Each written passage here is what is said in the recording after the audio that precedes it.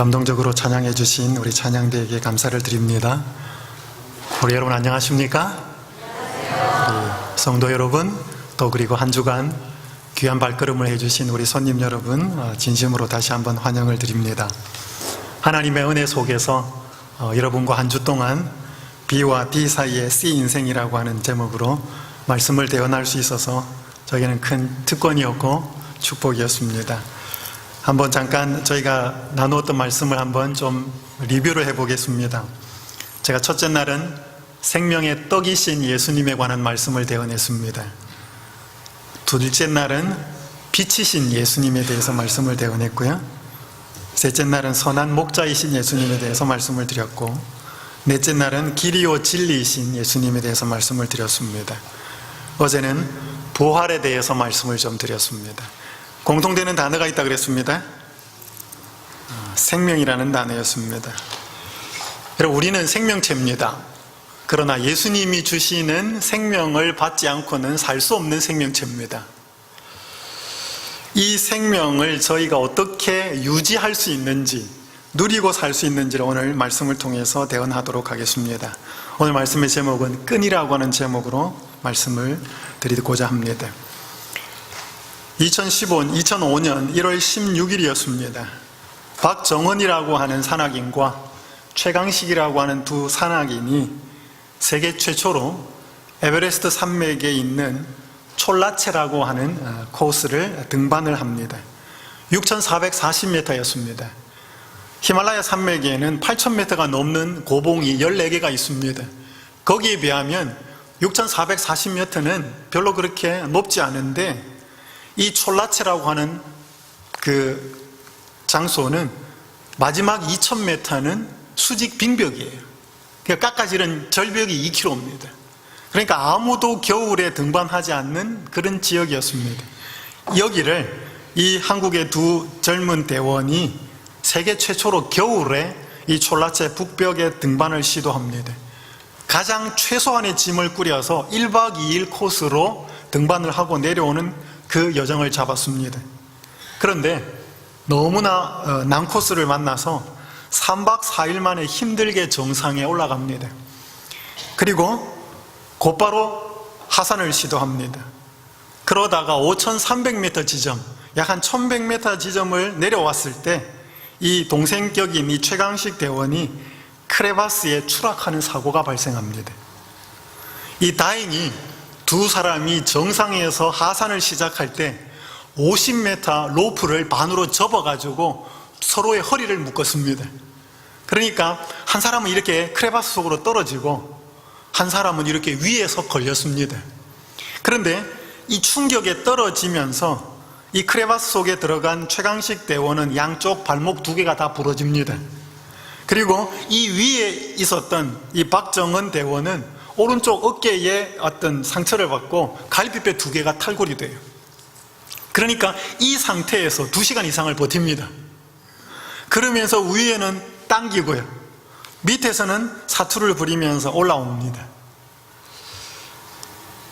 이 사람들이 살아나와요. 그런데 너무 눈 속에서 힘들게 내려오는 과정까지 어려움을 겪었기 때문에 이 최강식 대원은 손가락 9개, 발가락 10개, 20개 중에 19개를 동상으로 절단해야 했습니다. 그리고 이 박정은은 손가락 2개, 그 다음에 발가락 총 10개 중에 엄지손가락 2개 남고 손가락 8개, 그 다음에 발가락 2개, 10개를 절단합니다. 이 두 사람의 이야기가 끈이라고 하는 책으로 나와 있습니다. 오늘 설교 제목은 이 끈입니다. 여기에 있는 한 내용을 읽어드리겠습니다. 자의를 끊어야 하나. 그 순간 아주 짧게 그런 생각이 휙 스치고 지나갔다. 칼을 꺼내 자의에 대는 동작은 몇 초도 채 걸리지 않을 것이었다. 툭.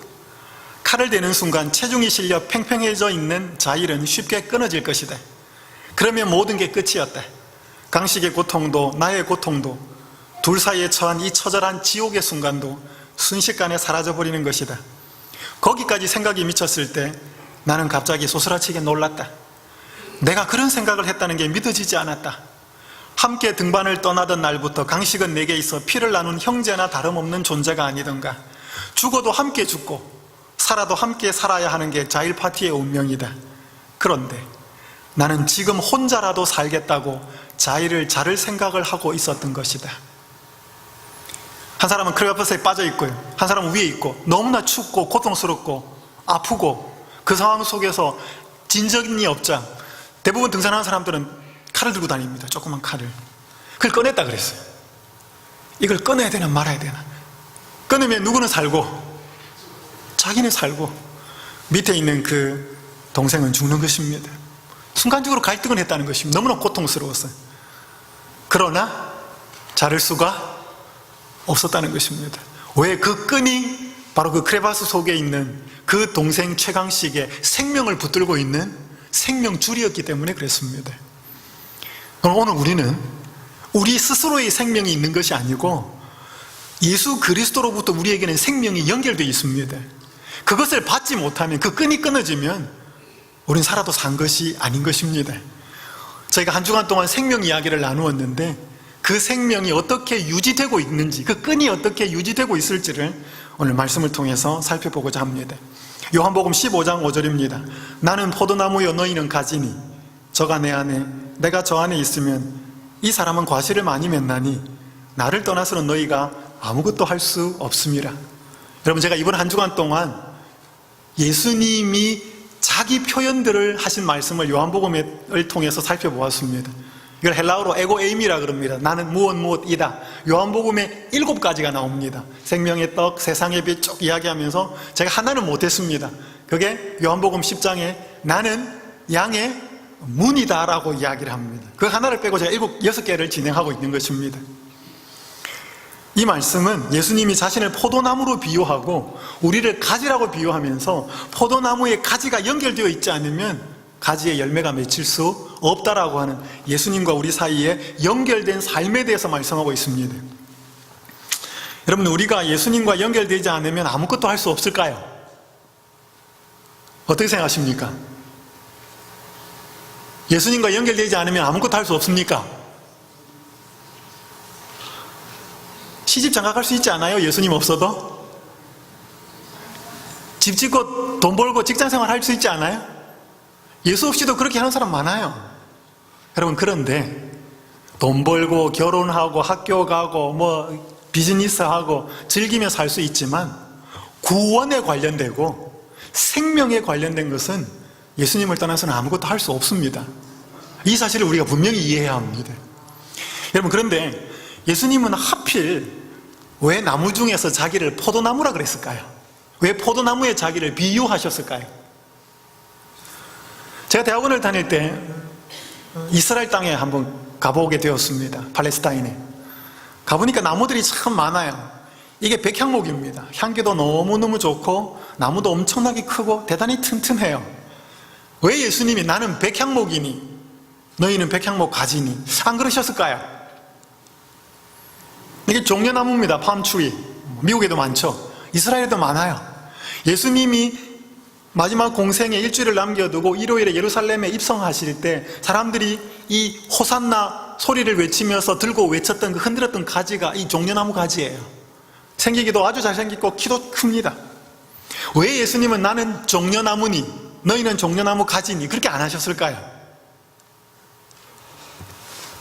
여러분, 포도나무 보셨습니까? 여러분, 포도나무 멋져요? 포도나무는 키도 별로 안 큽니다. 색깔은 어때요? 좀 거무튀튀해요. 안 그런 것도 있지만.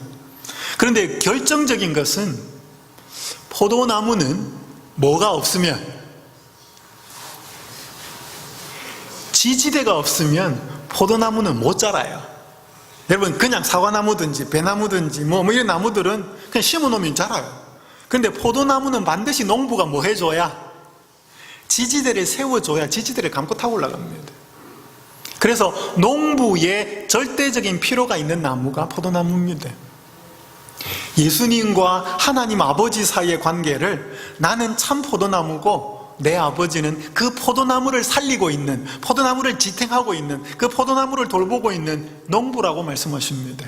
그래서 하나님 아버지와 예수님과의 관계를 설명하면서 너희는 포도나무인 나의 가지다 라고 이야기하는 것입니다. 그래서 하나님 없이는 절대로 뗄래야 뗄 수 없는 예수님의 삶을 이야기하면서 우리에게는 가지라라고 이야기하면서 하나님과 예수님의 관계가 절대적으로 끈으로 연결되어 있는 것처럼 우리도 예수님과 절대적으로 연결되어 있어야 할 것을 설명하는 말씀입니다. 그럼 예수님과 연결된다는 의미가 뭔지 오늘 이 요한복음 15장 5절에서는 정확하게 설명합니다. 나는 포도나무여 너희는 가지니. 그 다음 노란 글자 한번 읽어보실까요?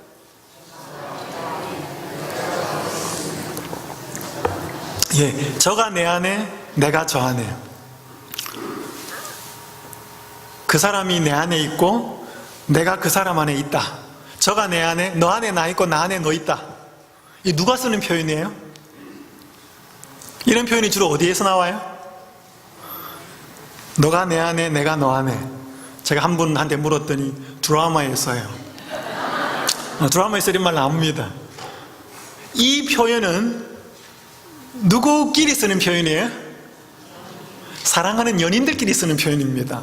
내 안에 너 있고 너 안에 나 있다. 사랑하는 사람들의 표현이에요. 이게 연결됐다는 뜻입니다. 여러분, 여기 그림이 하나 있는데요, 콩팥입니다.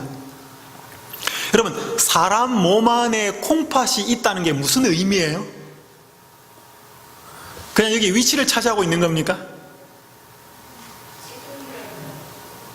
뭐 한다는 거죠, 그죠? 콩팥이. 제가 성경 공부를 한 분 중에 이 얼굴이 이렇게 되게 좀 이렇게 좀 검은 분이 있었어요. 그냥 이렇게 피부가 검은 게 아니고 얼굴이 좀 검었어요.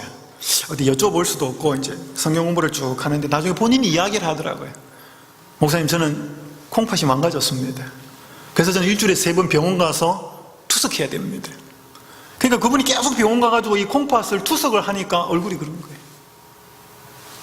그러니까 여러분, 콩팥이 우리 몸 안에 있다라고 하는 거예요. 그럼 그분 안에 콩팥 없어요? 그분도 있어요. 그런데 그분도 콩팥이 있는데 콩팥이 정상적으로 기능을 못하니까 얼굴이 나타나는 거죠. 여러분, 우리 몸 안에 뭐가 있다, 콩팥이 있다는 것은 콩팥이 그 기능을 함으로써 능력을 발휘해서 뭔가 영향력을 미쳐진다는 것이 안에 있다는 뜻입니다. 이분이 한참을 고생하시다가 동생하고 이 신장 어떤 그런 게 좀 맞았어요. 그 하나를 이식을 했어요. 그래 한동안 보지는 못했지만 몇 달 만에 보고 나니까요, 얼굴이 색깔이 확 달라졌어요. 아, 이분 안에 콩팥 하나가, 정상적인 기능을 할 수 있는 콩팥 하나가 들어갔을 때 저렇게 달라지구나.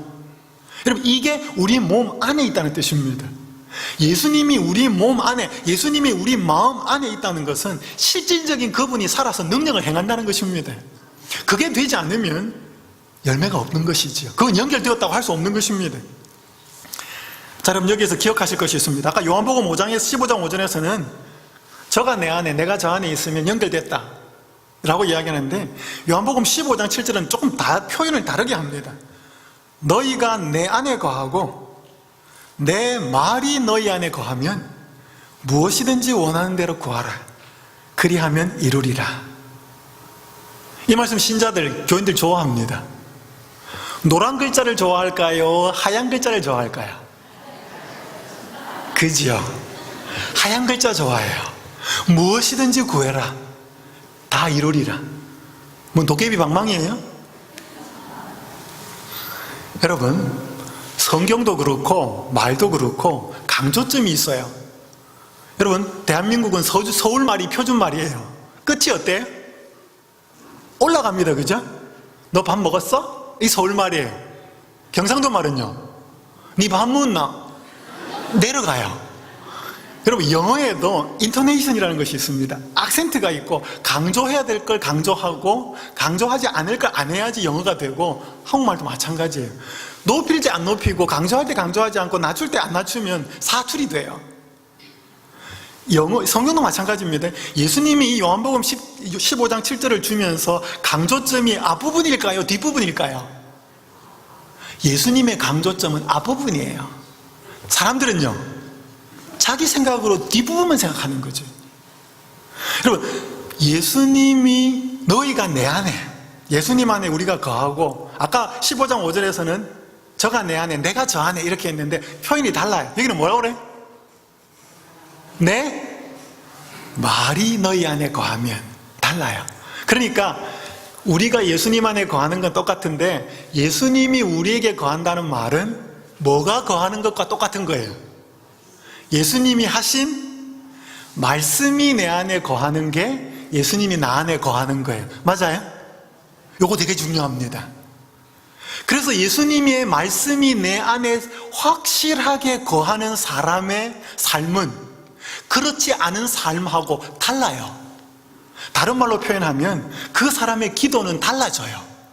예수님의 말씀이 내 속에 충만하여서 그 사람의 삶이 예수님 원하시는 모양으로 바뀌어지고 품성이 바뀌어지는 그 사람의 기도는 이기적이지 않아요. 맨날 이거 해달라 저거 해달라 그런 기도 아니에요.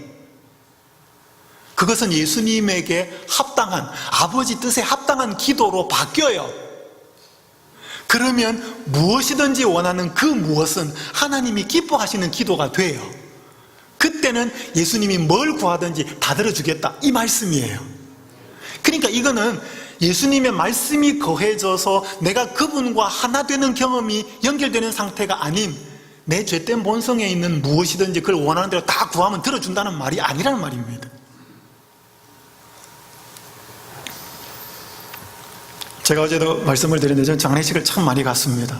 나이는 많지 않지만 장례식에 참 많이 갔어요. 잊혀지지 않는 한 장례식이 있습니다. 2010년도였습니다.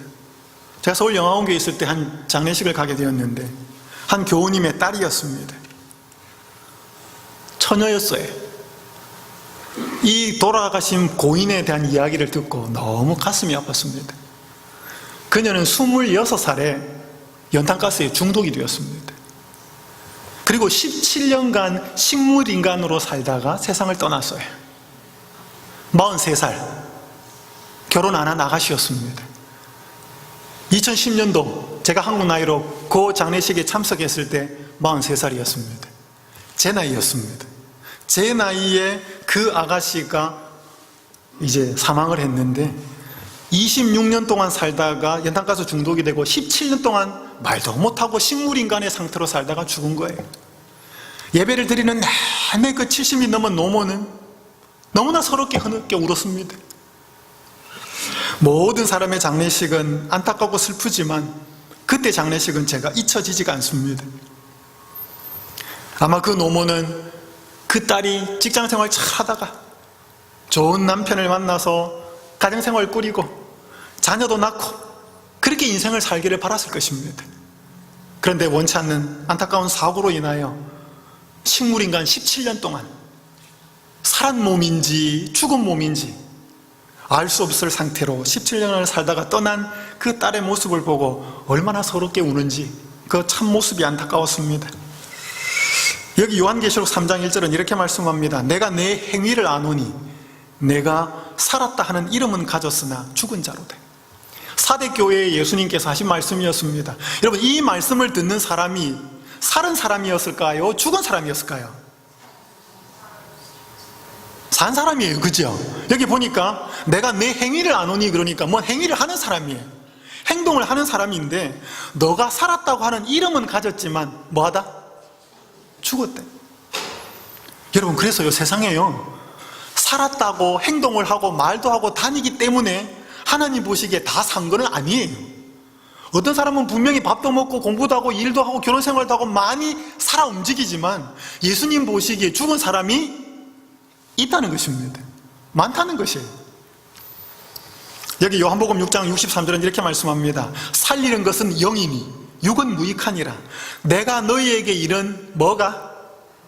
말이 영이요 생명이라. 그래서 여러분, 사람을 정말로 예수님 보시기에 살리는 것은 그분이 하신 말씀이에요.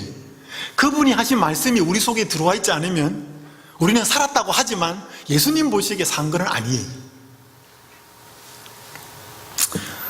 제가 믿음 이야기를 이 시간 좀 하겠습니다.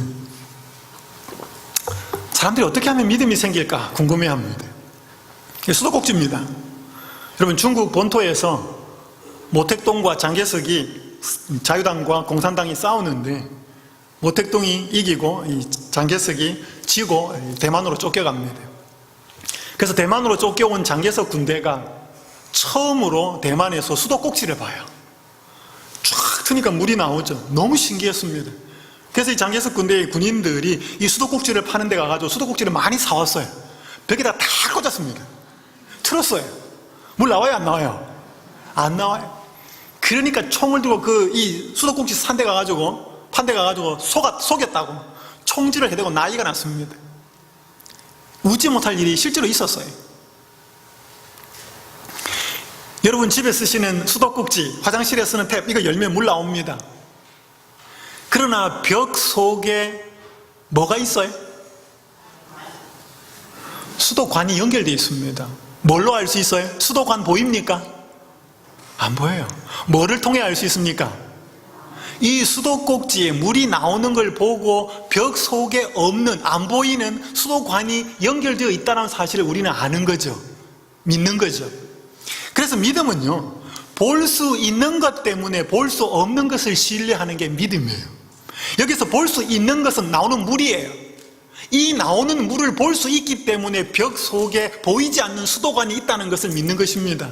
여러분, 이게 믿음이지, 자기 믿고 싶은 대로 믿는 건 믿음이 아니에요. 그리고 확실하게 근거 있는 이 결과물을 보지 않으면 믿음은 생기지 않아요. 그래서 오늘 제가 믿음 이야기를 할 겁니다. 여러분, 여기 제가 셋째 날도 잠깐 말씀드렸지만 마가복음 2장에 보면 중풍병자가 친구들한테 의존해서 지붕 뚫고 내려옵니다. 이게 베드로 집이었어요. 여러분, 중풍병자가 예수님한테 가서 나으면 자기가 나을 수 있겠다고 믿었을까요? 믿었어요. 이 믿음이 없는데 나무 집 지붕 뚫고 내려오겠습니까? 대단한 믿음이었어요. 어떻게 해서 이 중풍병자가 믿음이 생겼을까요? 자, 여러분, 제가 여기 있는 말씀 읽습니다. 제가 파란 글자는 제가 읽고요, 빨간 글자는 여러분이 읽습니다. 중풍병에 걸린 사람은 자기처럼 죄가 많고 무력한 다른 사람들이 고침을 받았고 심지어 문둥병자들이 깨끗게 함을 받았다는 말을 들었대. 그리고 이 일들을 전달한 친구들은 그도 예수께 운반되어 갈 수 있다면 나을 수 있을 것이라고 믿도록. 여러분, 중풍병이 심한 병이에요? 문둥병이 더 심해요? 둘 비슷해요. 쌤쌤이에요. 근데 중풍병보다는 문둥병이 훨씬 심각했습니다. 근데 이 중풍병자가 어디 움직이지도 못하니까 이제 들어오는 이야기만 듣는 거죠. 귀는 그래도 살아있으니까. 근데 누가 나았대요? 중풍병자가 나았대요. 중풍병자가 아니고 문둥병자가. 야, 문둥병이 나았으면 난 요거는 문둥병보다는 조금 강도가 조금 덜한데 그럼 나도 가서 나을 수 있을까? 전부터 있다 생각 안 들었어요. 있을까? 요 생각 하나가 든 겁니다. 근데 친구들이 왔어요. 야, 문둥병 나았다는데 나도 예수님께 가보면 나을 수 있지 않을까? 나 좀 도와줄래? 나 좀 갈 수 없으니 좀 들것에 실어서 저 예수님한테 좀 가줄래? 요때 여러분, 친구 중요해요. 친구가 뭐예요? 초치는 이야기하면 에이, 못났는데 안 된다, 그냥 이렇게 살아라, 그렇게 말할 수도 있어요. 그래서 여러분, 고민이 있을 때, 어려움이 있을 때 누구한테 상담하느냐고 되게 중요합니다. 여러분, 그래서 무슨 문제가 있거나 이렇게 할 때 그쪽에 전문가하고도 만나셔야 되지만 정말로 믿음 있고 신앙적인 사람 만나셔야 돼요. 그래 물어야 돼요. 여러분, 제가 이렇게 연수원에 있다 보면 목사님들 연수하다 보면 목사님들 찾아와요. 목사님, 목회 그만해야 될까요? 계속 했다가 너무 힘드니까 막 이야기해요. 들어보면 기가 찬 이야기 진짜 많아요. 속에서 목회 그만두라는 이야기가 여기까지 올라와요. 근데 그 이야기를 할 수가 없어요. 그래서 여러분, 그냥 본성적인 이야기를 듣고 자기 하고 싶은 대로 다 당신 이렇게 해보라, 제가 그 인생 책임질 겁니까? 못해요. 그렇지만 끝까지 뭐예요? 믿음적인 대답을 할 수밖에 없어요. 여러분, 그래서 여러분 누구하고 만나러 갔을 때 그 사람은 자기 기분대로 말하고 자기 전문 지식대로 말하지 않고 정말로 하나님 말씀에 의해서 나한테 충고하고 조언해 줄 수 있는 사람이라는 사람을 만나러 가셔야 됩니다. 여러분, 그래야 믿음이 더해집니다. 이 친구들을 보니까 뭐예요? 그 말을 해주고 나서 뭐예요? 당신도 예수께 운반되어 갈 수 있으면 나을 수 있다고 믿도록 뭐예요? 격려합니다. 여러분, 그래서 간 거예요. 자, 또 보겠습니다. 예수님 십자가에 달려 돌아가실 때 강도 2명이었습니다. 처음에 성경에 보면 강도 2명이 다 예수님 욕했다 그래요. 그런데 이 강도는 누가복음 23장 42절에 보면 가로되 예수여 당신의 나라 임하실 때 나를 생각하소서 그렇게 부탁합니다. 자, 지금 제가 파란 글자 또 있습니다. 여러분 빨간 글자 읽으십시오. 그는 예수께서 어떻게 병자를 고쳤고 또 어떻게 죄를 용서하셨는지에 대하여 모두 마음속에, 그는 예수님을 믿고 따라온 사람들이 울면서 하는 말을, 그는 구주의 머리 위에 붙은 명패를, 행인들 중에 어떤 이들은 슬퍼하며 떨리는 입술로 읽고 다른 이들은 농담과 조롱으로 그 말을 읽고 되풀이하는 소리를 성령께서 그의 마음을 비추셔서,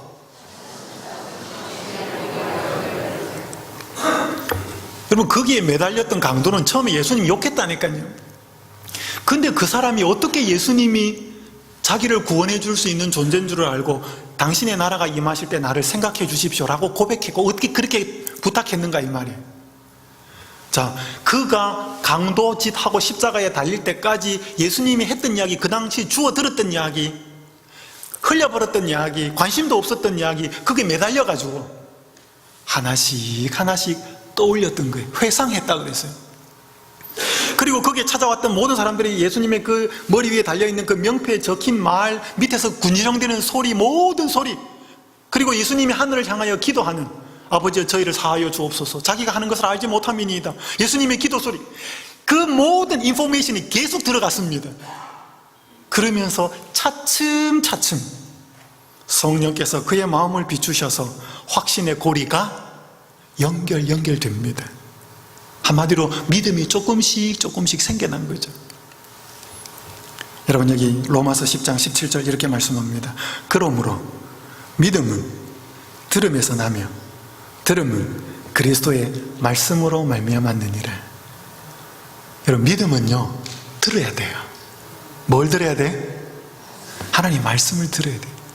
말씀이 들어가지 않으면 절대로 믿음이 생기지 않고요, 믿음이 생기지 않으면 기도 안 해요.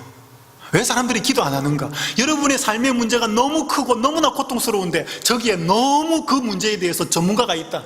그런데 그 사람의 품성은 너무너무 좋은 분이다. 내가 그 문제만 부탁하면 능히 해결해 줄 수 있고, 그리고 무시하고 멸시하지 않는다는 확신이 들면 그 사람한테 가겠어요 안 가겠어요? 간다니까요. 그런데 예수님에 대한 확신이 없기 때문에, 믿음이 없기 때문에 기도하지도 않고, 기도하면서도 걱정을 함께 해요. 이건 뭔가 하면 믿음이 부족해서 그래요. 믿음이 부족한 이유는 말씀을 들을 만큼 안 들었기 때문에 그렇습니다. 제가 연수원에 있을 때 삼육서울병원에 한 간호사 아가씨가 연수로 왔어요. 삼육서울병원에는 요즘 병원이 커졌기 때문에 비신자 간호사들이 참 많아요. 그러니까 이제 연수원에서 연수를 보내는데 그 중에는 신자도 있고 비신자도 있어요. 비신자들은 연수원에 올 때 입이 이만큼 되어서 나옵니다. 바빠 죽겠는데 이런 데 가라 그랬다고. 한 아가씨가 일주일 끝나고 나면 이제 간증문을 써냅니다. 이렇게 썼어요. 잘 알지 못했던 하나님, 예수님, 성경 말씀, 그리고 교리에 대한 강의를 매일 아침 저녁으로 들으면서 어려운 부분도 있고 처음 깨달은 부분도 있고 감동을 받은 부분도 있다. 나는 교인이 아니지만 이곳 재림연수원에 와서 교인분들과 같이 생활하고 예배에 참석하고 기도하면서 재림교회가 정말 올바른 교회라고 느꼈다. 어떤 사람들은 고지식하고 융통성 없다고 할 수 있고 아무것도 모르면서 자신이 들어오던 교회 이름과 다른 이상한 교회라고 하는 사람도 많다.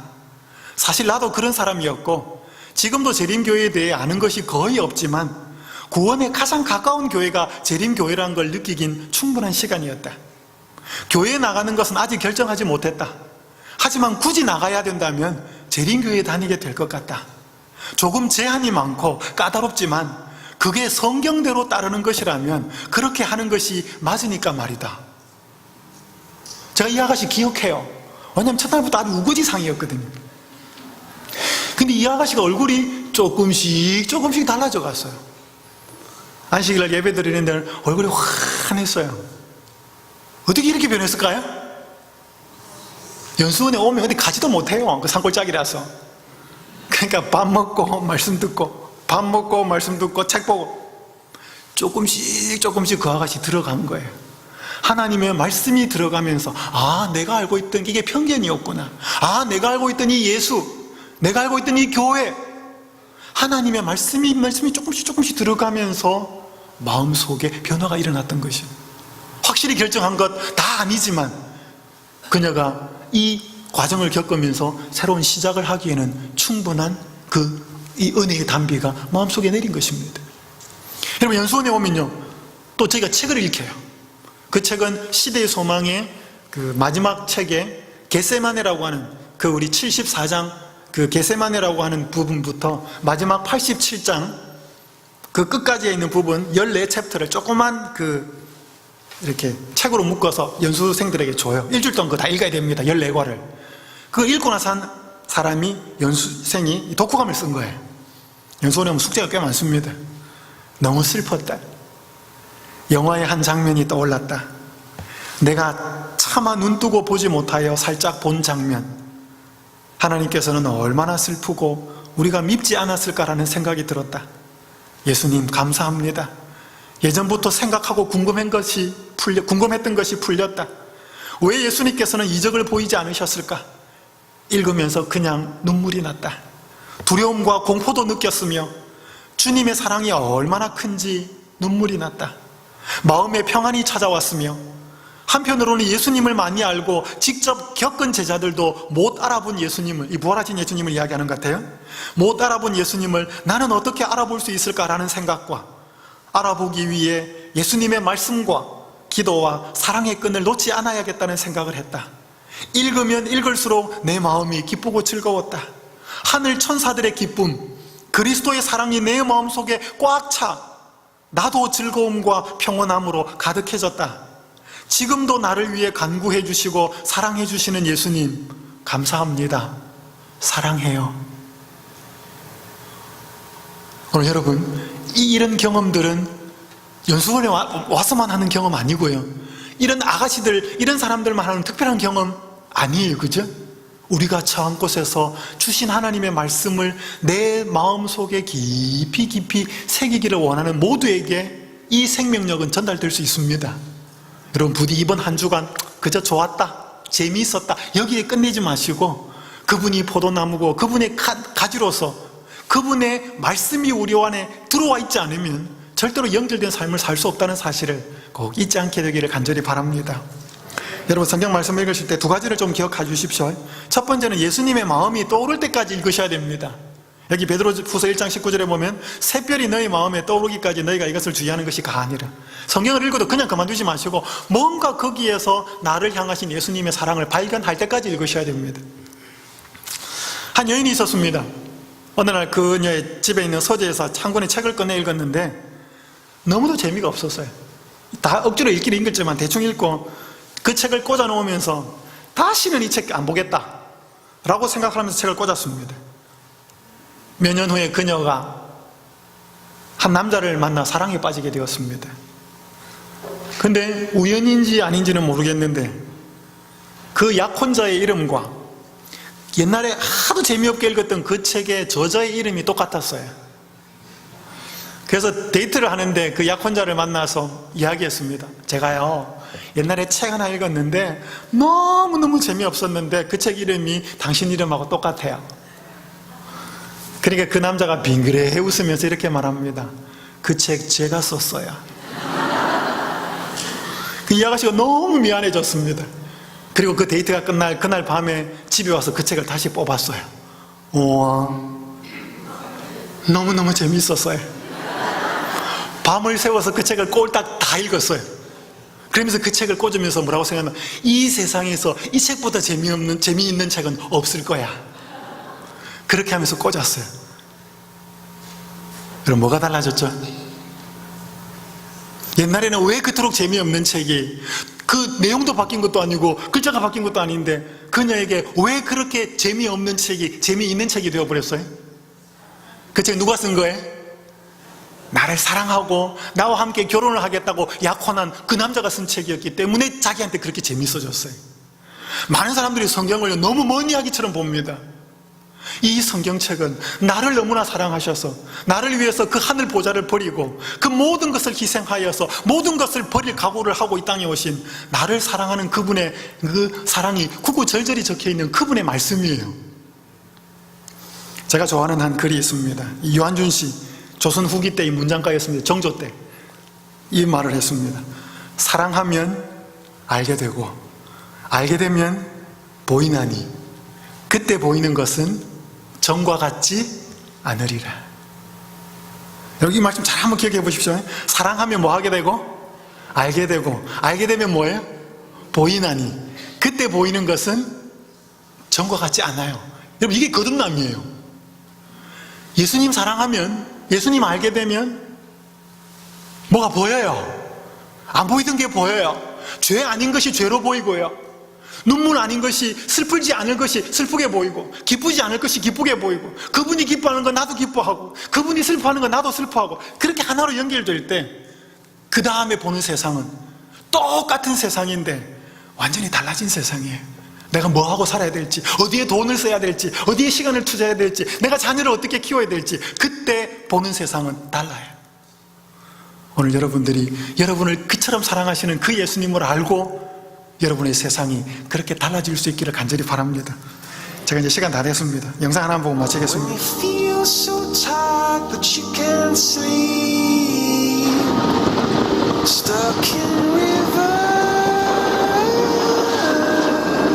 제 등반의 인생에서 마지막 청천역이었지만 제 새로운 탐험에 있어서 새로운 시작이었더라고요.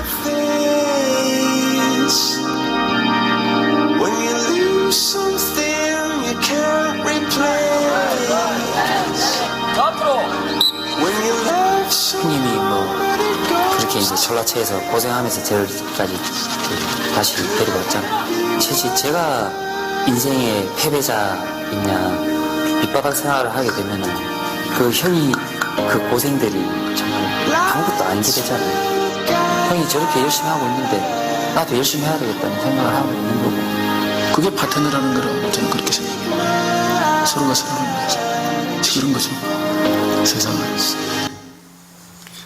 아까 서두에 말씀드렸던 이 박정원과 최강식이 그렇게 사투를 부리고 살아나옵니다. 이 두 사람의 이야기가 SBS 스페셜의 하얀 블랙홀이라고 하는 다큐멘터리를 2부작으로 제작이 되었습니다. 이 최강식이 이제 학교 선생님이 되어 있는데 한동안 방황을 합니다. 손가락, 발가락 19개를 다 잘랐으니 그토록 좋아하는 산은 가지도 못하고, 그런 상황 속에서 막 인생을 막 삽니다. 그런데 그 나중에 정신을 차립니다. 내가 만약 인생을 막 살면 형이 나를 구하기 위해서 그렇게 애쓰고 수고했던 것이 아무것도 아닌 게 되잖아요. 형이 나를 그렇게 애쓰기 위해서 한 그것을 생각하면 내가 제대로 이렇게 막 사는 것은 살 수가 없다는 것입니다.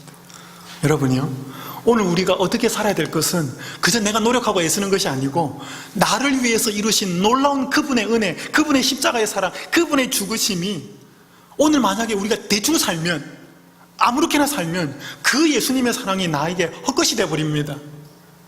여러분, 그렇기 때문에 우리는 다른 사람처럼 그렇게 살 수가 없어요. 똑같이 그들처럼 먹고 똑같이 그들처럼 살고 우리는 그렇게 살 수가 없습니다. 왜? 나를 향하신 그분의 사랑을 생각하면 우리가 그렇게 살 수가 없기 때문에. 오늘 여러분들, 제가 이제 다른 것을 다 줄입니다. 이 사진 제가 처음 보여드리면서 말씀을 드렸습니다. 수많은 사람들이 방향을 이렇게 가리키면서 가는 이 길이 정말 진리이고 참 길일까? 아니면 이렇게 혼자서 가는 이 사람이 정말 진리일까? 어떤 선택을 해야 될까? 오늘 한 주간 동안 제가 드린 것은 없습니다. 감동적이고 깨달은 것이 있었다면 그건 저를 통해서 하나님이 주신 것이고, 실수하고 잘못한 건 다 제가 한 겁니다. 부디 여러분 한 주간 동안 여러분들에게 각자의 형편에 맞추어서 주신 은혜들을 기억하시면서 어떠한 상황이 되시든지 간에 이 예수님을 선택하고 살게 되시기를, 그리고 말씀을 내 속에 채우고 살게 되시기를, 그래서 예수님이 원하시는 멋진 값진 인생을 사셔서 아름다운 열매가 맺혀지는 삶을 살아서 이 교회가 주를 사모하는 사람들의 그 자리로 가득 차게 되는 아름다운 교회가 되시기를 간절히 바라면서 말씀을 마치겠습니다.